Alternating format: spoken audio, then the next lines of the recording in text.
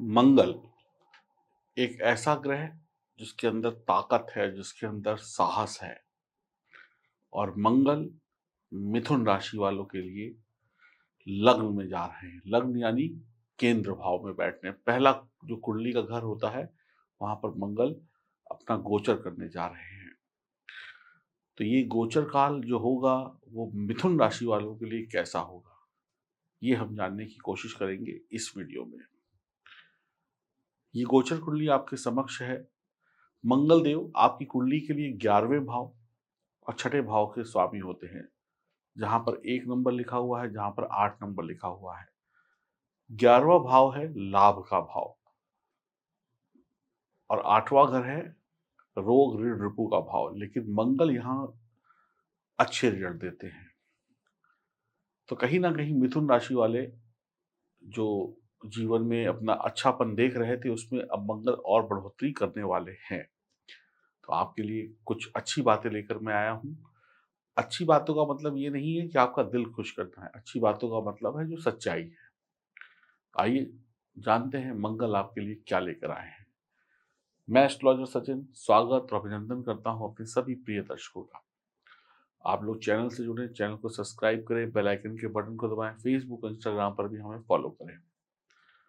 देखिए, मंगल जैसे ही लग्न में आएंगे वैसे ही मंगल क्या कर देंगे, आपके आलस को खत्म कर देंगे।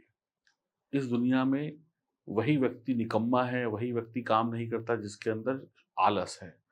तो मंगल यहाँ पर आलस को खत्म कर देंगे। जब आलस खत्म हो जाएगा तो चुस्ती फुर्ती आ जाएगी। शरीर में कोई रोग होगा, कोई परेशानी होगी, कोई टेंशन होगी, तो उससे लड़ने की क्षमता मंगल आपको दे देंगे।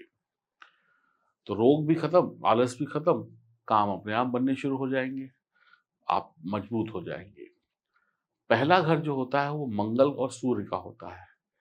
तो अब सूर्य और मंगल परम मित्र हैं, दोनों मिलकर साहस योग बनाते हैं, पराक्रमी योग बनाते हैं। तो अब मिथुन राशि वाले जो उनके स्वभाव में या उनके काम करने में जो थोड़ी सी ढीलापन था वो खत्म हो जाएगा। मंगल उसमें तेजी ला देंगे। अब आप तेजी से काम करेंगे, आलस खत्म हो जाएगा, स्वतंत्र रहना चाहेंगे, यानी अकेले काम करना चाहेंगे। कुछ लोग हो सकता है नौकरी में, देखिए बंधन होते हैं, व्यापार में बंधन कम होते हैं, तो कुछ लोग व्यापार की तरफ भी जा सकते हैं, अपने व्यापार की शुरुआत कर सकते हैं। तो आप लोग किसी पार्टनर के साथ, अपने जीवन साथी के साथ, अपने पैतृक व्यापार को भी आगे बढ़ा सकते हैं या अपना नया कोई स्टार्टअप लगा सकते हैं। यानी स्वतंत्र रहकर काम करेंगे, मालिक बनकर काम करेंगे। किसी से जुड़कर, किसी के साथ बंध कर, किसी की नौकरी करना आपको शायद उतना पसंद नहीं आएगा। लेकिन कुछ लोग जो बड़े-बड़े पदों पर बैठे हुए हैं, जहाँ पर वो ऑर्डर करते हैं, वहाँ पर वो लोग राज करेंगे। सेना, पुलिस इत्यादि जैसी जगहों पर आप अगर ट्राई कर रहे हैं, कोई एग्ज़ाम दे रहे हैं, तो सफलता मिल जाएगी। आपके लिए वक़्त बहुत ही बेहतर है, बहुत ही शानदार समय है मिथुन राशि वालों के लिए। आपके भाई या आपके मित्र आपसे बहुत प्यार करेंगे, आपकी सहायता भी करेंगे। शनि से जुड़े हुए व्यापार जो भी लोग करते हैं, उनके लिए समय बहुत ही लाभकारी रहेगा। सरकारी नौकरी, सरकारी काम में भी आपको लाभ मिलेगा। गुस्से पर काबू पाना होगा और माता-पिता का भी आपको पूरा सहयोग मिलेगा। मंगल देव प्रॉपर्टी से लाभ दे देंगे, होटल इंडस्ट्री वालों को लाभ दे देंगे। जहाँ पर आग का काम होता है, जहाँ पर शौर्य का काम होता है, जहाँ पर बम बारूद गोले बनते हैं, उन सब जगहों पे लाभ हो जाएगा। कोई घर लेना चाहते हैं, प्रॉपर्टी किराए पे देना चाहते हैं, कोई घर बेचना चाहते हैं, तो इन लेन-देन के सौदों में भी अच्छा लाभ होगा। व्यापारिक पार्टनरशिप बहुत अच्छी हो जाएगी। जीवन साथी से मीठी वाणी में बोलिएगा, कोई कष्ट नहीं होगा जीवन में। व्यापार में अपने पार्टनर के द्वारा आपको संपत्ति प्राप्त होगी, जीवन साथी की तरक्की होगी, कठोर परिश्रम होगा, प्लस किसी काम में संकोच नहीं करेंगे। आप ये नहीं कहेंगे कि मैं ये नहीं करूँगा या ये नहीं करूँगी, आप हर काम को करने की क्षमता रखते होंगे, किसी काम को छोटा-बड़ा नहीं समझेंगे, बस उसमें प्रॉफ़िट होना चाहिए। आप अपने सीनियर को खुश रखेंगे नौकरी में, जूनियर को खुश रखेंगे, पदोन्नति और वेतन वृद्धि के चांस आपके खुले हुए हैं। आप अपनी ईमानदारी की वजह से, अपने काम को बेहतर करने की वजह से प्रमोशन पा सकते हैं, इनाम पा सकते हैं, शाबाशी पा सकते हैं, वाह-वाहवाही पा सकते हैं। सबसे मज़े की बात ये है कि आप खुद भी काम करेंगे और दूसरों को भी काम करने के लिए बोलेंगे, ना खुद खाली बैठेंगे, ना किसी और को खाली बैठने देंगे। कोई लोन वगैरह लेना चाहते हैं, उससे आप कोई व्यापार खड़ा करना चाहते हैं, आसानी से मिल जाएगा। कोई लोन चुकाना चाहते हैं, तो वो भी आप चुका पाएँगे आसानी से। बढ़िया नीति और रणनीति बनाकर आप आगे बढ़ेंगे, पीछे मुड़कर आप नहीं देखेंगे। सुख, समृद्धि, आरामदायक जीवन की बढ़िया शुरुआत होगी। गुरुदेव यहाँ पर भी मजबूत स्थिति में है। देखिए एक बार फिर से गोचर कुंडली गुरुदेव 10वें घर में हंस नामक पंच महापुरुष योग बनाकर बैठे हुए हैं और गुरुदेव यहाँ पर जब मजबूत स्थिति में होते हैं तो मंगल को और सूर्य को बल मिलता है क्योंकि इनके परम मित्र हैं गुरुदेव। तो आपके लिए और लाभ की स्थिति यहाँ पर बना रहे हैं। कौन? गुरुदेव। तो काम-काज आपका बहुत बेहतर होने वाला है, काम-काज में तरक्की होने वाली है। घर में जो छोटी-बड़ी चीज़ें नहीं थी वो आ जाएँगी, घर की सुख-सुविधाएँ बढ़ेंगी, मांगलिक कार्य भी हो सकते हैं। अच्छा समय है। गुरुदेव 10वें घर में है तो तरक्की बड़ी प्राप्त होगी, अच्छी तरक्की प्राप्त होगी। अब आप चाहें तो देश-विदेश से भी लाभ यहाँ पर कमा सकते हैं। आपके प्रेम संबंध भी यहाँ पर बन सकते हैं। बस थोड़ा-सा ज़ुबान को मीठा रखने की कोशिश करिए, आपको बहुत लाभ होता हुआ दिखाई पड़ेगा। महिलाओं का सम्मान करें, आपके लिए और भी लाभ की स्थिति यहाँ पर शानदार बन जाएगी। मंदिर जाएँ, मंदिर में जाकर भगवान को नमस्कार करें, उनका आशीर्वाद लें, इससे आपके कष्ट मिटेंगे और अपनी पत्नी या किसी भी स्त्री का सम्मान करें। ये 2 काम कर लीजिएगा, आपको कोई चिंता की फिर आवश्यकता नहीं है। हनुमान चालीसा पढ़िए, सुंदरकांड का पाठ पढ़िए, ओम नमः शिवाय मंत्र का जाप करिए, कल्याण ही कल्याण होगा। धर्म से जुड़ जाइए और मेहनत तो करनी ही करनी है और स्त्री का सम्मान। स्त्री ही आपका बेड़ा पार लगाएगी, इतना जान लीजिए।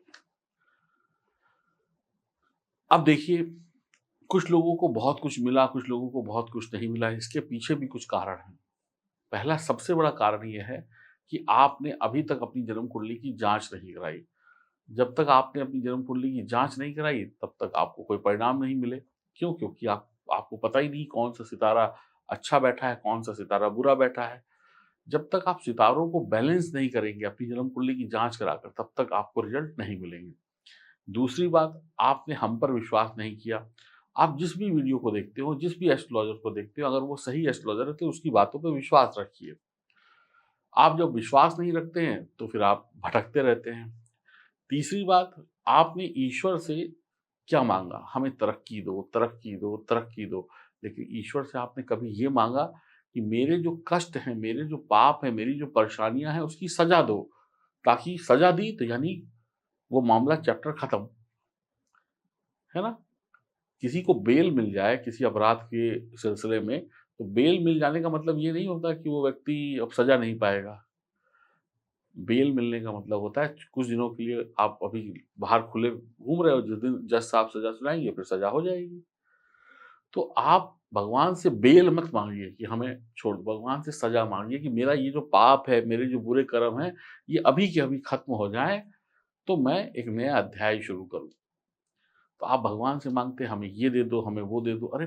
पहले के जो पिछले पाप हैं, उनका जब तक मुक्ति नहीं मिलेगी, तब तक नए की शुरुआत नहीं हो सकती। तो इस बात को भी ध्यान रखिए, माँगने का सही तरीका चुनिए, सही तरीके से माँगिए। सिर्फ़ पूजा-पाठ मत करिए। पूजा जिस तरीके से शुरू की जाती है, उसी तरीके से हर पूजा का अंत भी होता है, उसका उद्यापन भी होता है, उसको भी जानिए। यहाँ पर लोग शुरू कर देते हैं, लेकिन अंत नहीं जानते, है ना? तो शुरुआत भी सही होनी चाहिए और उस पूजा का अंत भी सही होना चाहिए। शुरुआत जो है, वहाँ से आपको ब्लेसिंग्स मिलनी शुरू होगी, जो अंत है वो आपको पूर्ण फल देगा।